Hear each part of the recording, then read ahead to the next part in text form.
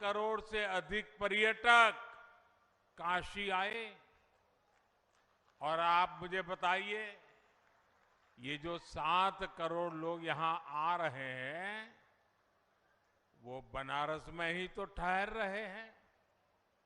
वो कभी पूड़ी कचौड़ी खा रहे हैं, कभी जलेबी लौंगलता का आनंद ले रहे हैं, वो कभी लस्सी का पान रस ले रहे हैं, तो कभी ठंडई का मजा लिया जा रहा है। और अपना बनारसी पान, यहाँ के लकड़ी के खिलौने, ये बनारसी साड़ी, कालीन का काम, इन सब के लिए हर महीने 50 लाख से ज्यादा लोग बनारस आ रहे हैं। महादेव के आशीर्वाद से ये बहुत बड़ा काम हुआ है। बनारस आने वाले ये लोग अपने साथ बनारस के हर परिवार के लिए आय के साधन ला रहे हैं। यहां आने वाले पर्यटक रोजगार के, स्वरोजगार के नए अवसर बना रहे हैं। साथियों, 8-9 वर्षों के विकास कार्यों के बाद जिस तेजी से बनारस का विकास हो रहा है, अब उसे नई गति देने का भी समय आ गया है। आज यहां टूरिज्म से जुड़े, शहर के सुंदरीकरण से जुड़े कई प्रोजेक्ट्स का लोकार्पण और शिलान्यास हुआ है। रोड हो, पुल हो, रेल हो, एयरपोर्ट हो, कनेक्टिविटी के तमाम नए साधनों ने काशी आना जाना बहुत आसान कर दिया है। लेकिन अब हमें एक कदम और आगे बढ़ना है। अब जो ये रोपवे यहां बन रहा है, इससे काशी की सुविधा और काशी का आकर्षण दोनों बढ़ेगा।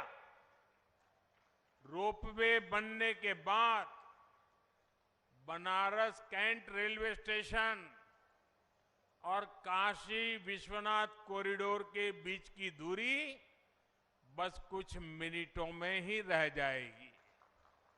इससे बनारस के लोगों की सुविधा और बढ़ जाएगी। इससे कैंट स्टेशन से गदौलिया के बीच ट्रैफिक जाम की समस्या भी बहुत कम हो जाएगी। साथियों, वाराणसी में आसपास के शहरों से, दूसरे राज्यों से लोग अलग अलग काम से भी आते हैं। वर्षों से वो वाराणसी के किसी एक इलाके में आते हैं, काम खत्म करके रेलवे या बस स्टैंड चले जाते हैं। उनका मन होता है बनारस घूमने का, लेकिन सोचते हैं इतना जाम है, कौन जाएगा। वो बचा हुआ समय स्टेशन पर ही बिताना पसंद करते हैं। इस रोपवे से ऐसे लोगों को भी बहुत फायदा होगा। भाइयों और बहनों, ये रोपवे प्रोजेक्ट सिर्फ आवाजाही का प्रोजेक्ट भर नहीं है। कैंट रेलवे स्टेशन के ऊपर ही रोपवे का स्टेशन बनेगा, ताकि आप लोग इसका सीधा लाभ ले सके। ऑटोमेटिक सीढ़ियां, lift, wheelchair ramp, rest room और पार्किंग जैसी सुविधाएं भी वहीं उपलब्ध हो जाएगी। रोपवे स्टेशनों में खाने पीने की सुविधा, खरीदारी की सुविधा भी होगी।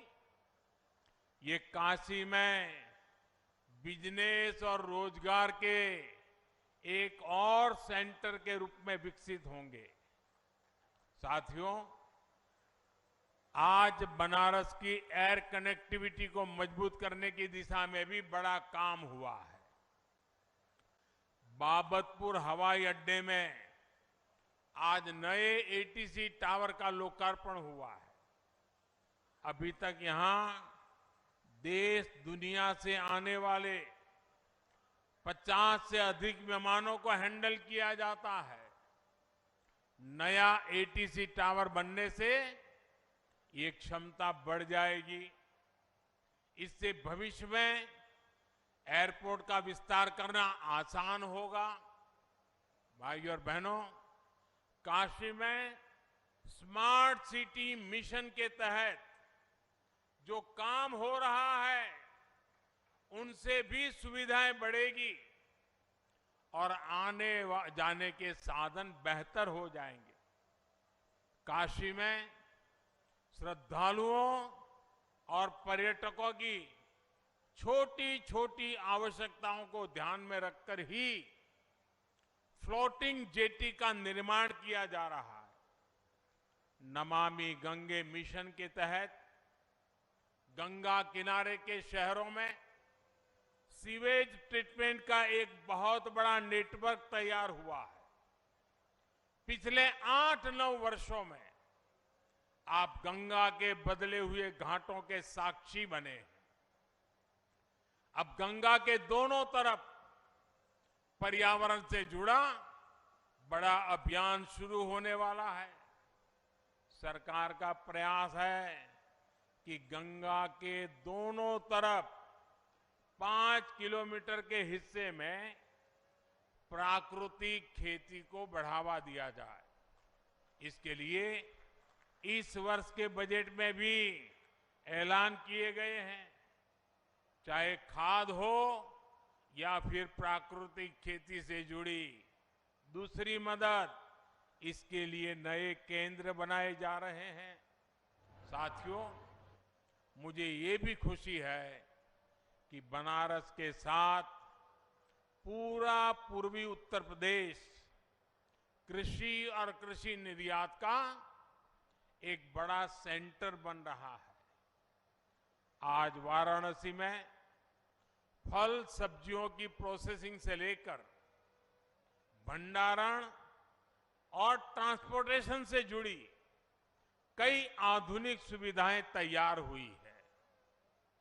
आज बनारस का लंगड़ा आम, गाजीपुर की भिंडी और हरी मिर्च, जौनपुर की मूली और खरबूजे विदेश के बाजारों तक पहुंचने लगे हैं।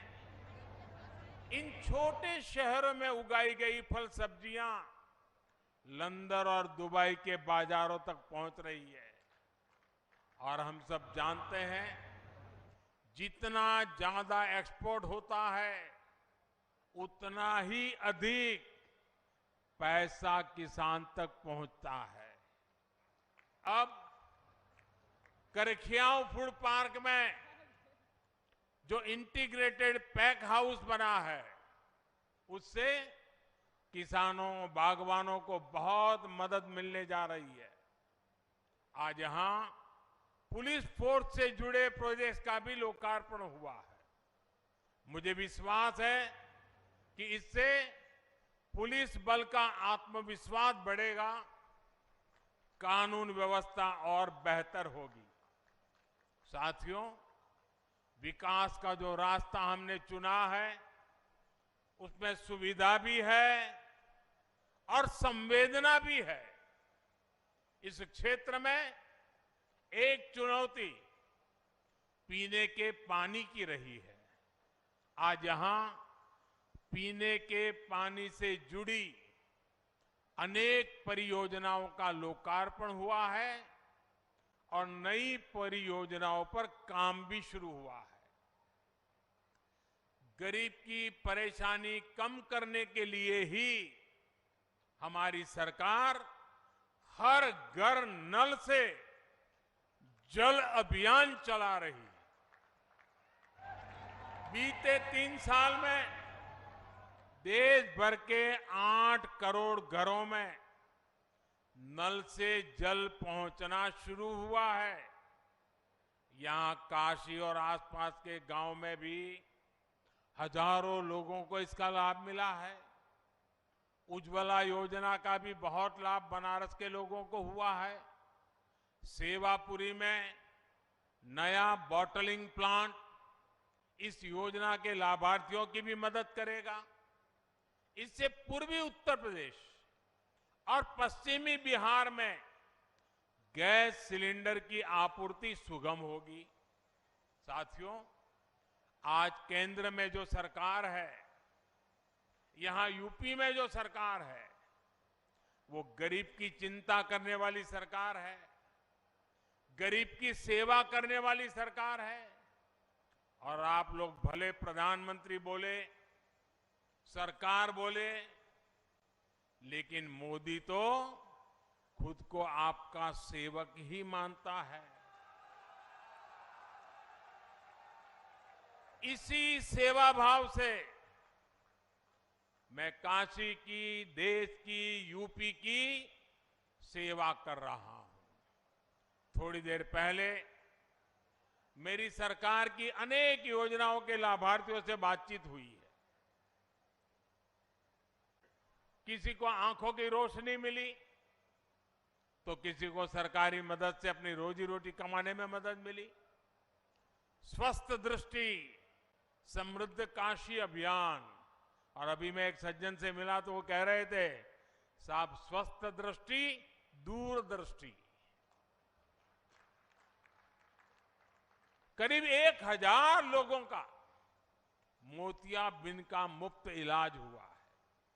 मुझे संतोष है कि आज बनारस के हजारों लोगों को सरकार की योजनाओं का लाभ मिल रहा है।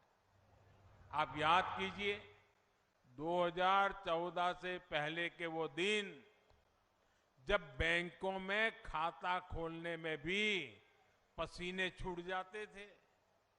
बैंकों से ऋण लेना, इसके बारे में तो सामान्य परिवार सोच भी नहीं सकता था। आज गरीब से गरीब के परिवार के पास भी जनधन बैंक खाता है। उसके हक का पैसा, सरकारी मदद आज सीधे उसके बैंक खाते में आता है। आज छोटा किसान हो, छोटा व्यवसायी हो, हमारी बहनों के स्वयं सहायता समूह हो, सबको मुद्रा जैसी योजनाओं के तहत आसानी से ऋण मिलते हैं। हमने पशुपालकों और मछली पालकों को भी किसान क्रेडिट कार्ड से जोड़ा है। रेहड़ी पटरी फुटपाथ पर काम करने वाले हमारे साथियों को भी पहली बार पीएम स्वनिधि योजना से बैंकों से ऋण मिलना शुरू हुआ है। इस वर्ष के बजट में विश्वकर्मा साथियों की मदद के लिए भी पीएम विश्वकर्मा योजना लेकर आए हैं। प्रयास यही है कि अमृत काल में विकसित भारत के निर्माण में हर भारतीय का योगदान हो, कोई भी पीछे ना छूटे। भाइयों और बहनों, अब से कुछ देर पहले मेरी खेलो बनारस प्रतियोगिता के विजेताओं से भी बात हुई। इसमें 1 लाख से अधिक युवाओं ने अलग अलग खेलों में हिस्सा लिया। सिर्फ ये अपने बनारस संसदीय क्षेत्र में। मैं सभी को बहुत बहुत बधाई देता हूं। बनारस के युवाओं को ज्यादा से ज्यादा खेलने का मौका मिले, इसके लिए यहां पर नई सुविधाएं भी विकसित की जा रही है। पिछले वर्ष सीगरा स्टेडियम के पुनर्विकास का फेज 1 शुरू हुआ। आज फेज 2 और फेज 3 का भी शिलान्यास किया गया है। इससे यहां अब अलग अलग खेलों की, हॉस्टल की आधुनिक सुविधाएं विकसित होगी। अब तो वाराणसी में इंटरनेशनल क्रिकेट स्टेडियम आ रहा है। जब स्टेडियम बनकर तैयार होगा तो एक और आकर्षण काशी में भी जुड़ जाएगा। भाइयों और बहनों, आज यूपी विकास के हर क्षेत्र में नए आयाम स्थापित कर रहा है। कल यानी 25 मार्च को योगी जी की दूसरी पारी का 1 वर्ष पूरा हो रहा है। 2-3 दिन पहले योगी जी ने लगातार सबसे ज्यादा समय तक यूपी के मुख्यमंत्री होने का रिकॉर्ड भी बनाया है। निराशा की पुरानी छवि से बाहर निकलकर यूपी आशा और आकांक्षा की नई दिशा में बढ़ चला है। सुरक्षा और सुविधा जहां बढ़ती है, वहां समृद्धि आना तय है। यही आज उत्तर प्रदेश में होता हुआ दिख रहा है। आज जो ये नए प्रोजेक्ट्स यहां जमीन पर उतरे हैं, ये भी समृद्धि के रास्तों को सशक्त करते हैं। एक बार फिर आप सभी को विकास के इन अनेक कामों के लिए बहुत बहुत बधाई, बहुत बहुत शुभकामनाएं। हर हर महादेव। धन्यवाद। बहुत बहुत धन्यवाद माननीय, आपके प्रेरणादायी उद्बोधन और बहुमूल्य सुझावों के लिए, हम सभी का मार्ग प्रशस्त करने के लिए। साथियों, आप सभी से निवेदन है कि अभी आप थोड़ी देर अपने स्थान पर बैठे रहें। विकास की एक और नई अविरल धारा प्रवाहित हो गई। काशी वासियों, राष्ट्रवाद की अलख जगाते हैं हम, क्योंकि देश को सर्वोपरि रखते हैं हम।